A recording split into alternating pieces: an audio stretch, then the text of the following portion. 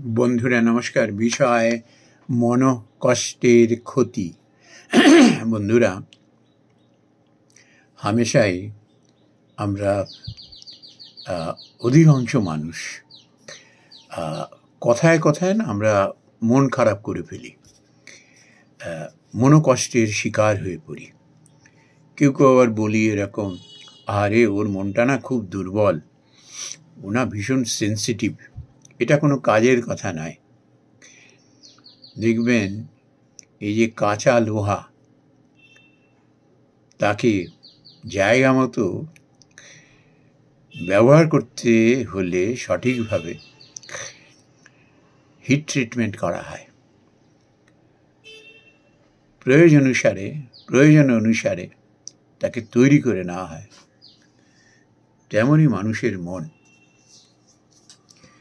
এখন প্রশ্ন হলো যে মানুষ এরকম সো কল্ড সেন্সিটিভ,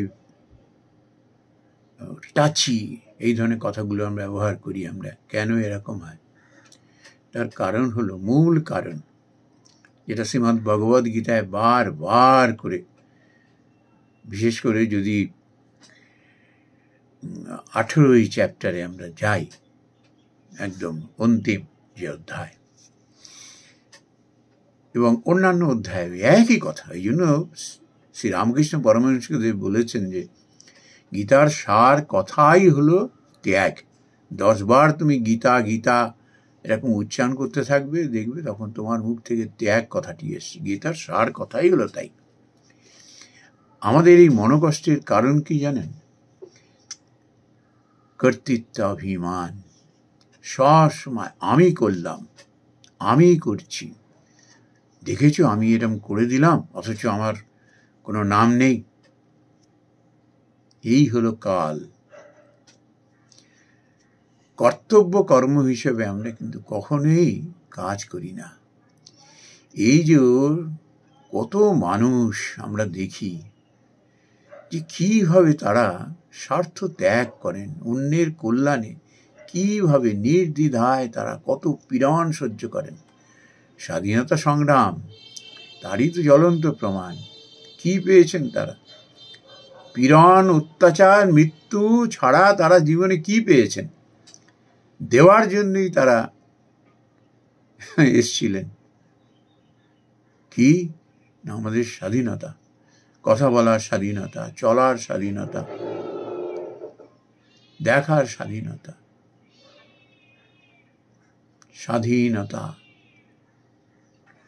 স্বাধীনতা বিহীন কোনো মানুষের মেরুদণ্ড শক্ত হতে পারে না। তারা সেটি করে গেছেন, সমস্ত কর্তৃত্বাভিমান ত্যাগ করে এবং কোনো ফলের আকাঙ্ক্ষা না করে। এই জন্য তারা কিন্তু এত বড় বীর ছিলেন, শক্তিশালী ছিলেন। মনোকষ্টের রোগী হলে পরে, সেন্সিটিভ হলে পরে তারা এসব করতে পারতেন না। এখন প্রশ্ন হলো, সেন্সিটিভ কি করে হয়? যেসব মানুষ দেখবেন ভীষণ স্বার্থপর এবং সব সময় ফলাকাঙ্ক্ষী, এটা করব তাতে আমার কি হবে, সব সময় স্বার্থ তাড়িত চিন্তায় তারা দৌড়াচ্ছে। কিছু কারোর জন্য একটা কিছু করলো, সঙ্গে সঙ্গে সে তো গুণ গাইল না, মন তারা দুর্বল করে ফেলে। So called sensitive. এই যারা এই ধরনের, এই প্রকৃতির মানুষ, যে কিছু করেই আমি তো এটা করে দিলাম, কই আমার তো নাম করলো না। যখন কারোর জন্য সত্যি সত্যি তারা অনেক স্বার্থ ত্যাগ করে, কিন্তু সেই মানুষ দেখা গেল যখন তার রিটার্ন পেল না, তখন মনে মনে সে ক্ষিপ্ত হতে থাকে। কিরকম নেমখারাম দেখেছো, কিরকম অকৃতজ্ঞ দেখেছো। মুখে কিছু না বললেও কিন্তু মনে মনে এই ক্রোধটা সে পোষণ করতে থাকে। আর এই ক্রোধ হলো, অভিমান হলো মানুষের মনকে দুর্বল করে দেওয়ার সব থেকে বড় শত্রু। মনে মনে আক্রোশ হতে থাকে, অভিসম্পাত দিতে থাকে, অকৃতজ্ঞতা থাকার, এত কিছু করলাম তার এই ফল, মনে মনে গজরাতে থাকে একদম। এটি করার কিছুই না, নিজের মনের সঙ্গে নিজে লড়াই করা আর সব সময় নেগেটিভ চিন্তাগুলো করা। আর এর ভাইব্রেশন, নেগেটিভ চিন্তা ভাবনা এ বড় মারাত্মক। ঘাত প্রতিঘাতে এগুলো বাড়তে থাকে। একটা সময় মনকে মানুষের পাগল পাগল করে দেয়। দেখবেন কিছু কিছু মানুষের শারীরিক অসুস্থ হয়ে পড়ে, হার্ট অ্যাটাক হয়ে যায়, কিংবা ব্রেন স্ট্রোক হয়ে যায়। কারুর কারুর দেখা গেল যে মেন্টাল ব্রেকডাউন হয়ে যায়। ওই আক্রোশ এসে, ক্রোধ এসে ভেতরে ভেতরে জ্বলতে থাকে।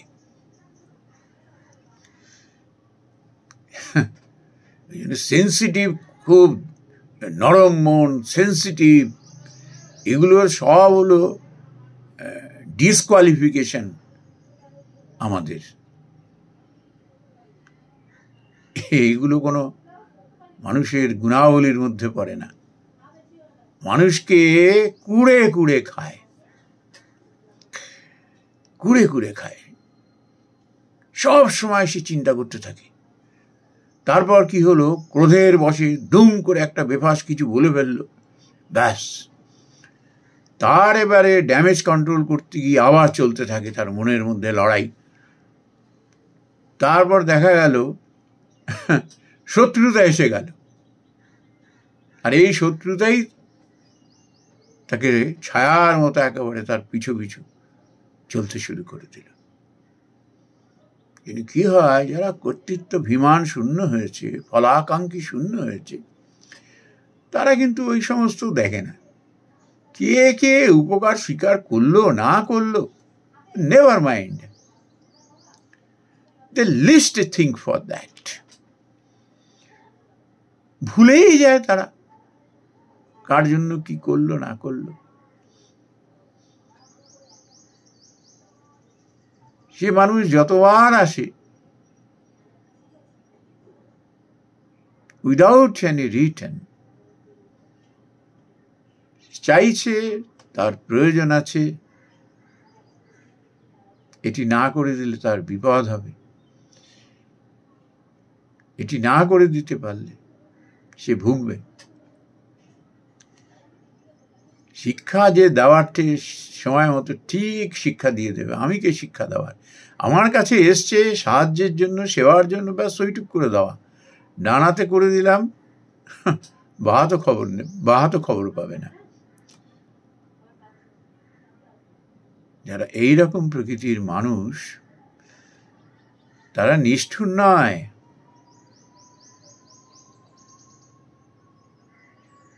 তারা কিন্তু ভীষণ ভাবে মানসিক শক্তির অধিকারী।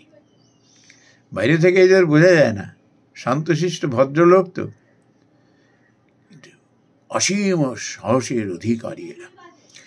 খুব ধীর স্থির থাকতে পারে এরা, এবং সঠিক সময়ে সঠিক সিদ্ধান্তটি নিয়ে নেয়। আর এরা ভীষণভাবে না ভগবানের সমর্পিত মন প্রাণ এদের। এরা এমনভাবে চলেন যে কালকে কি হবে, কালকেরটা কালকে ভগবান সময় মতো ঠিক আমায় বলে দেবেন। এত ভগবানের উপর বিশ্বাস তাদের, আর হয়ও তাই। কালকেরটা কালকে চিন্তা হবে, পুরনো যেটা হয়ে গেছে হয়ে গেছে, ওটা আর এখন টেনে নিয়ে আসবো না। নির্ভাবনায় তারা চলতে থাকে। কেন জানেন? ওই যে তাদের মধ্যে আমিত্ব থাকে না, কর্তৃত্ব ভিমান থাকে না, আর কোনো ফলের আশা করেন না। কে নিন্দা করলো, কে পুরস্কৃত করলো, কে প্রশংসা করলো, নেভার মাইন্ড। ভগবানের কাজ মনে করে তারা সেটি করতে থাকেন। ভগবানের কাছেও প্রার্থনা করেন এরকম কর্মণ্যেবাধিকারস্তে মা ফলেষু কদাচন। ভগবান, প্রভু, এই তোমার কাজ আমাকে করার সুযোগ দিয়েছ, কতটুকু করতে পারলাম আমি জানি না, যেরকম করিয়েছ তুমি আমি তেমনই করেছি। তুমি আমায় কর্মবন্ধনে কৃপা করে যেন বেঁধো না। এই কর্মফলটি তিনি সম্পূর্ণরূপে ত্যাগ করে দেন। কর্ম সন্ন্যাস নেন না, কাজ থেকে তিনি সরে আসেন না, কাজকে ভীষণভাবে ভালোবাসেন। যে কাজে দুঃখ কষ্ট রয়েছে সেটিও তিনি,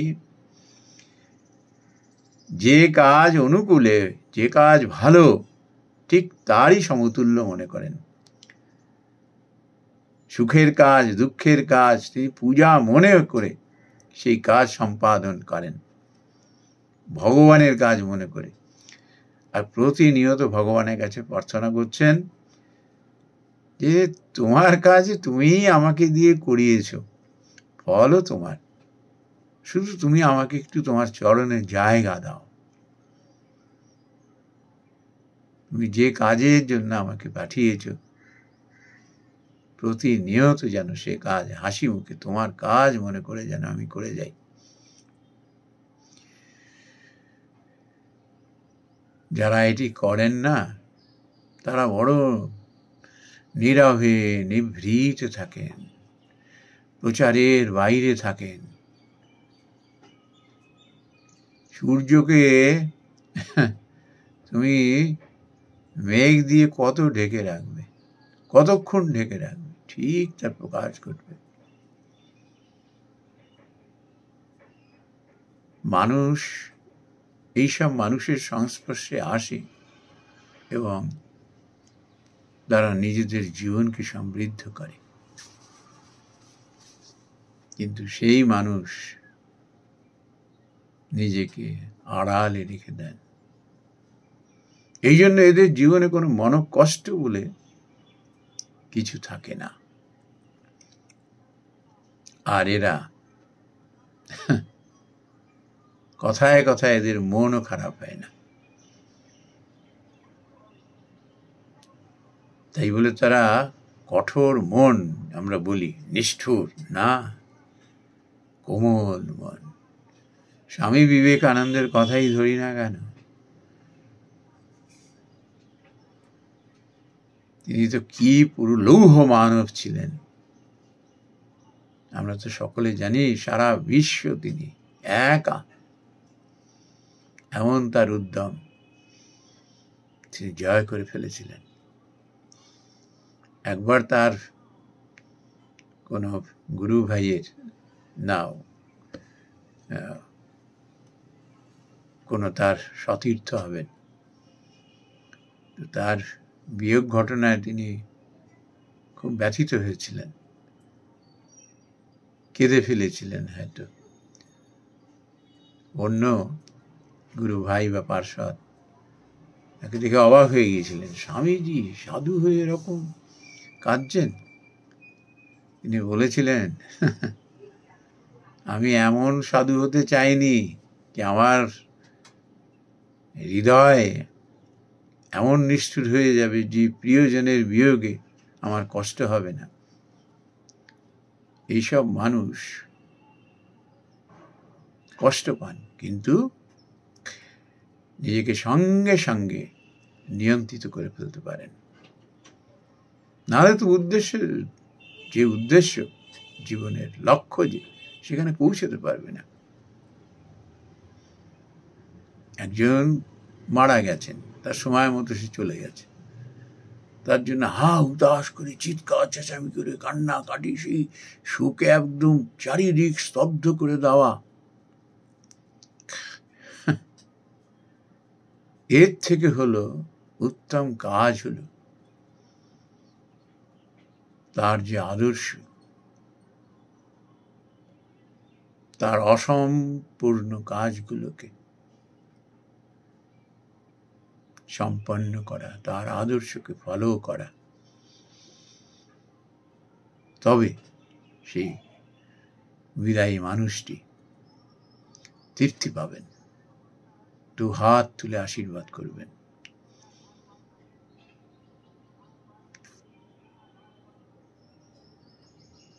এই জন্য আমাদের বড় হওয়ার এবং আমাদের এগিয়ে যাওয়ার রাস্তায় এই যে বাধা স্বরূপ মনের দুর্বলতা, এটাকে কাটিয়ে উঠতে না পারলে পদে পদে আমাদের ভুগতে হবে, কখনো আমরা লক্ষ্যে পৌঁছাতে পারবো না। আমাদের জীবন ব্যর্থতায় ভরে উঠবে। নমস্কার বন্ধুরা।